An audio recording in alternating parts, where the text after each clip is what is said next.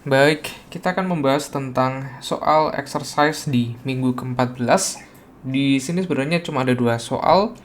Di video yang pertama bakal kita bahas untuk yang reverse queue, kemudian nanti yang kedua kita akan bahas array of class. Nah, ini yang pertama itu sebenarnya cukup sederhana, hanya mengubah queue yang tadinya dari depan ke belakang, kemudian di reverse dari belakang ke depan. Oke. Kemudian kita akan coba bikin kelas baru namanya reverse queue.java. Oke, kelas kita bikin mainnya dulu.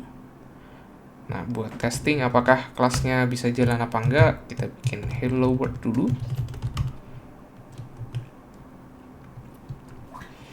Oke, sudah bisa. Sekarang kita akan lanjutkan.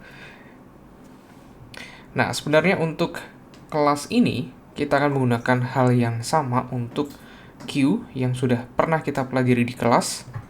Kita akan membuat sebuah insert belakang dan juga nanti delete depan. Kita bikin sama persis seperti yang ada di modul. Kita butuh size untuk mengetahui besaran dari queue-nya, kemudian head, tail, kemudian kita bikin kelasnya reverse queue.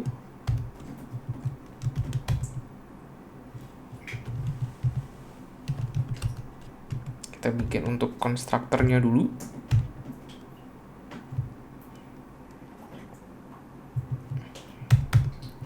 Oke, ini biarkan error karena kita belum bikin kelas node-nya.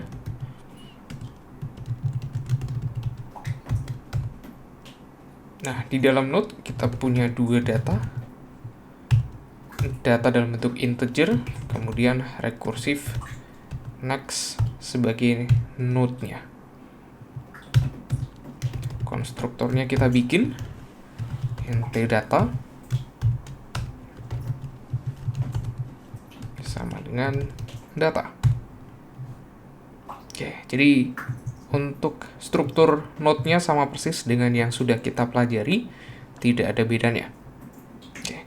Nah, sekarang kita akan bikin beberapa fungsi enqueue dan juga dequeue-nya.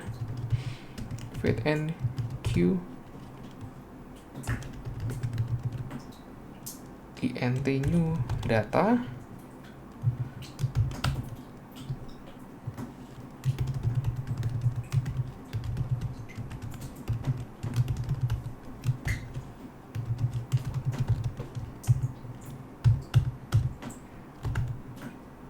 ingat ya, enqueue itu sama dengan insert belakang atau append.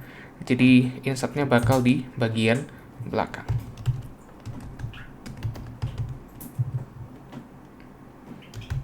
Kalau headnya masih kosong atau headnya sama dengan 0, kita akan jadikan new node itu sebagai headnya.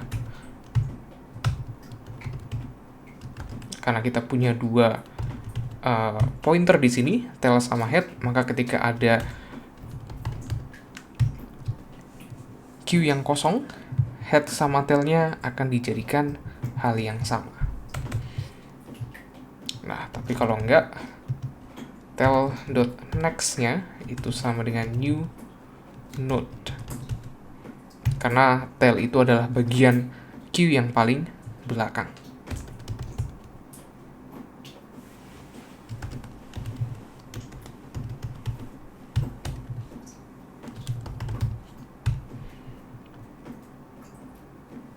Nah, untuk melakukan printing, kita bikin satu kelas baru lagi.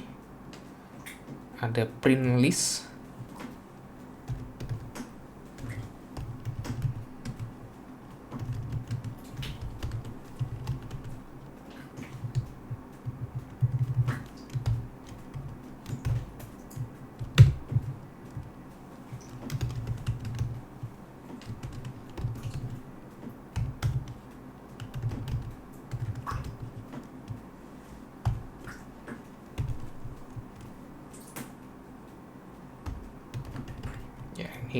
kita melakukan printingnya menggunakan while, di selama while-nya atau head-nya itu nggak null, dia akan terus melakukan printing. Yang di print jangan lupa adalah datanya, bukan node-nya.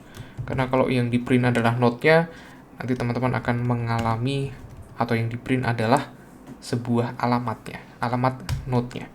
Kemudian ini increment-nya jangan lupa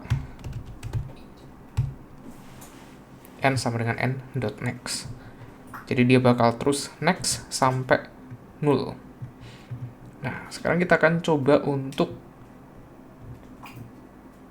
di main-nya. Ini hello world-nya sudah cukup. Kita akan bentuk objek sebuah list dulu, list queue, reverse queue.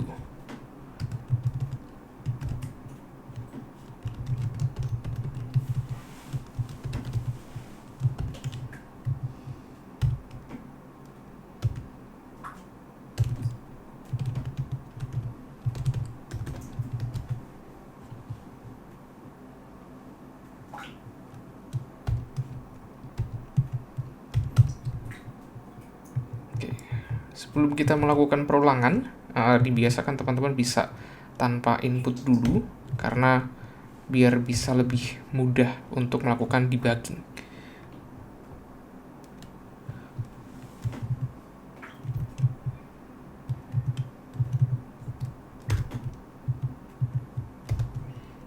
Oke, 4, 3, 2, 1, oke. Kemudian di akhir kita akan melakukan printing listnya.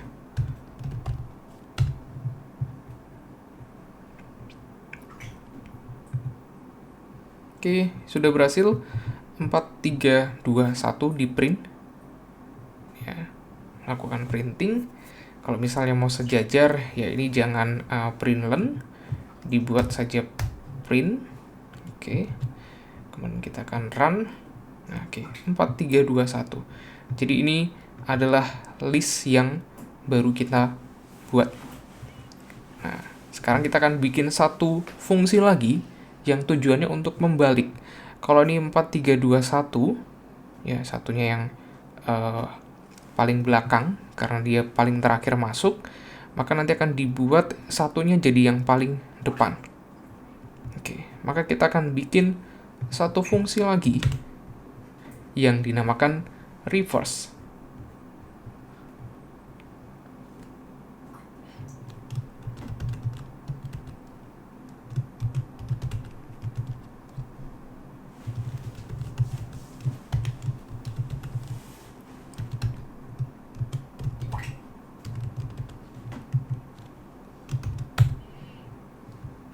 Oke, karena kita akan memodifikasi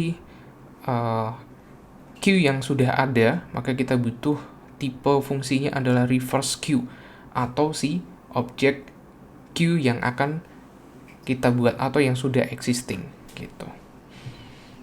Kemudian kita akan memerlukan beberapa variabel bantuan, ada pref, current, dan juga next.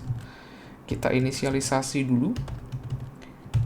Not pref sama dengan 0, not current sama dengan list yang paling depan atau si head-nya. Kemudian not next-nya itu juga diinisialisasi sebagai 0. Oke. Kemudian kita butuh perulangan untuk membolak-balikan si next-nya yang tadinya next kita ubah jadi previous, sehingga kalau kita printing dari head-nya yang paling belakang, nanti otomatis queue-nya akan terbalik. Ya, setelah ini kan saya jelaskan di Jamboard. Current sama dengan 0. Oke. Kemudian next-nya kita akan bikin sebagai current.next. Kemudian current.next. kita akan bikin previous sama dengan current, kemudian current sama dengan next. Oke. Kemudian head-nya kita bikin sebagai previous. Dan jangan lupa di return dalam bentuk queue linked list. Oke, saya akan jelaskan di bagian while ini. Kenapa next sama dengan current next sama dengan previous, dan seterusnya.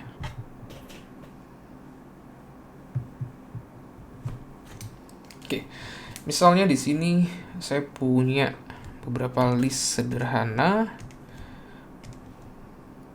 7, 9, 5.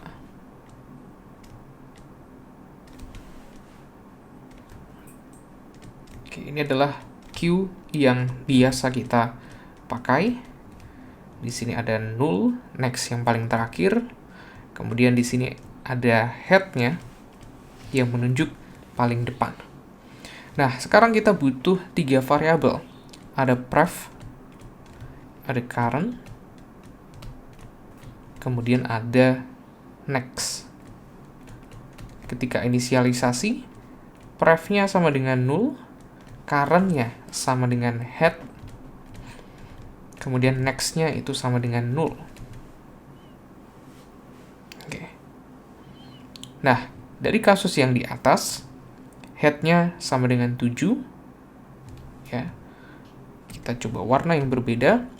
Pref-nya null, next-nya null, head-nya sama dengan 7. Oke, head-nya sama dengan 7.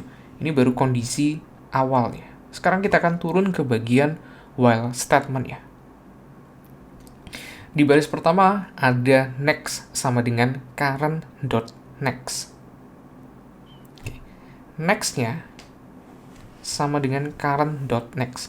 Current-nya berapa? Current-nya adalah 7, kemudian next-nya adalah 9. Sehingga next-nya adalah 9. Kemudian current.next sama dengan pref. Ya. Current.next, ya, current.next, current-nya adalah 7, kemudian next-nya adalah 9, kemudian akan dibentuk sebuah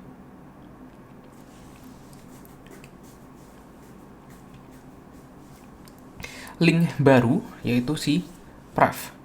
Current.next-nya, current-nya 7, kemudian next-nya adalah pref. Pref-nya berapa? Pref-nya adalah 0.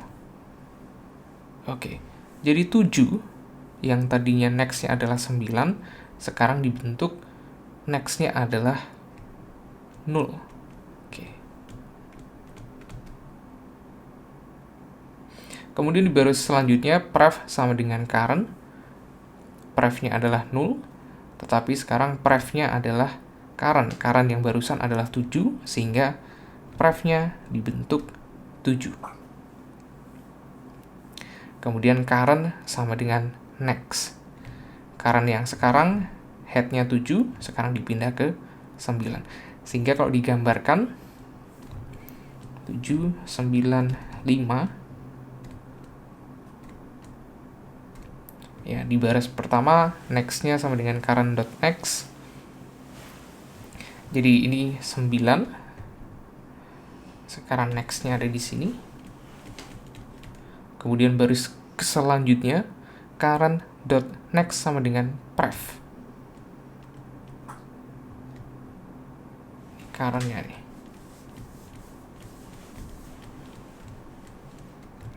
Current.next yang tadinya 9. Oke, sekarang dibentuk jadi 0.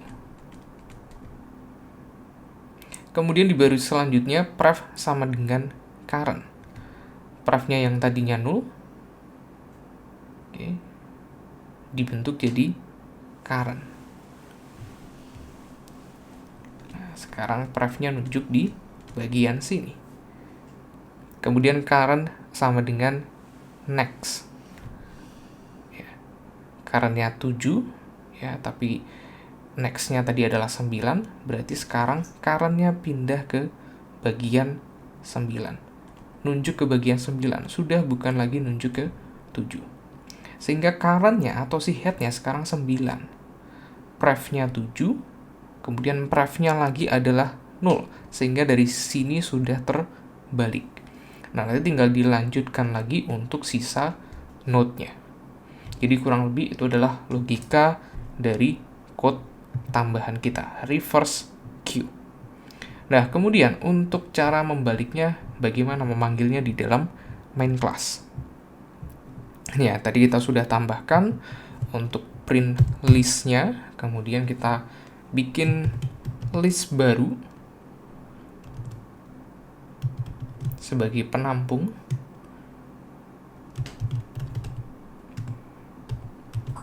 Kalau QLL adalah queue linked list, nah sekarang ada RQLL atau reverse queue linked list, ya biar beda dengan yang sebelumnya sudah kita buat.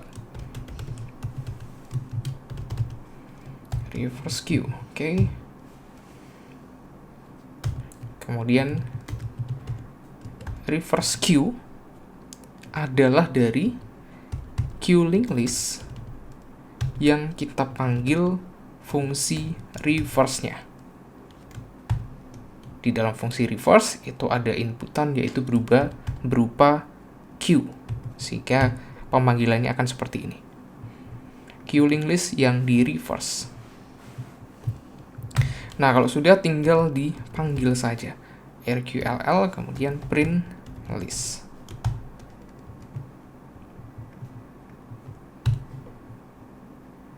Oke, mungkin kita butuh enter di sini. Oke, kalau kita eksekusi 4, 3, 2, 1 jadi 1, 2, 3, 4. Nah, tetapi di dalam soal kita perlu melakukan sedikit adjustment bahwa di soal diminta bahwa kita akan menginputkan angka yang positif ya, sampai kita memasukkan angka minus 5, itu nanti baru berakhir programnya. Gitu ya. Nah, sekarang kita tinggal tambahkan sebuah perulangan dual. Nah, karena kita butuh scanner, maka kita bisa tambahkan import di atas.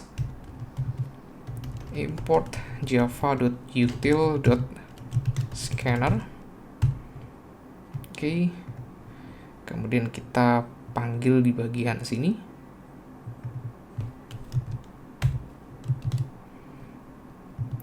Scanner, scan.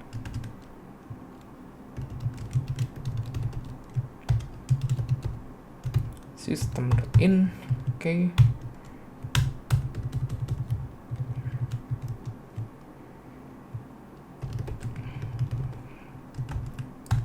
Kita butuh sebuah variabel bantuan input untuk menampung si input dari inputan user. Kita inisialisasi dulu di bagian depan. Nah, karena di sini kita akan terus meminta inputan sampai inputannya tidak sesuai atau minus atau kurang dari 0, maka kita bisa menggunakan perulangan dual. Do. Kita akan mengulang terus sampai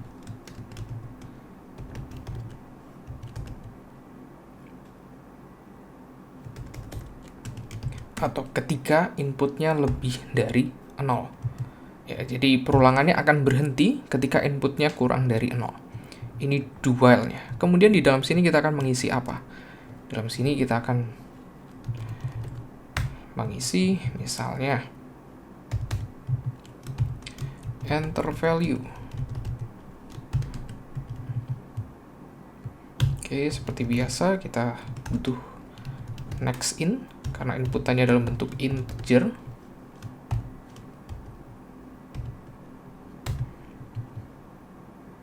Kemudian terakhir di enqueue, yang di enqueue adalah si inputnya. Oke, kita tidak membutuhkan ini lagi karena ini nanti akan diinput oleh user. Kita bisa delete saja. kemudian sisanya sama. Oke, kita akan coba run. Enter value 4, 3, 2, 1, kemudian minus 5.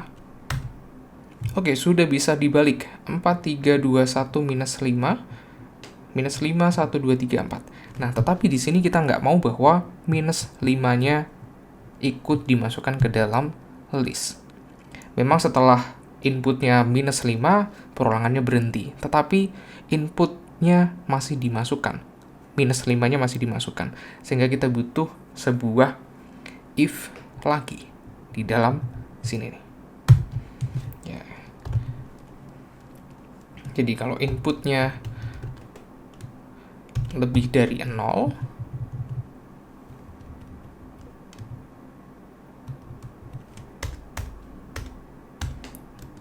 itu baru di input.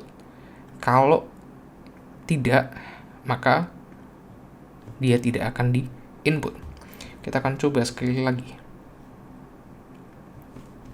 4, 3, 2, 1, kemudian minus 5. Oke. Nah, sekarang sudah sesuai dengan requirement dari soalnya. 4, 3, 2, 1, kemudian di reverse jadi 1, 2, 3, 4. Jadi ini adalah pendekatan bagaimana kita menggunakan reverse queue dengan membalikkan queue yang sudah ada dalam bentuk linked list dengan mengubah next pointernya menjadi prev pointer. Oke. Jadi itulah jawaban untuk soal nomor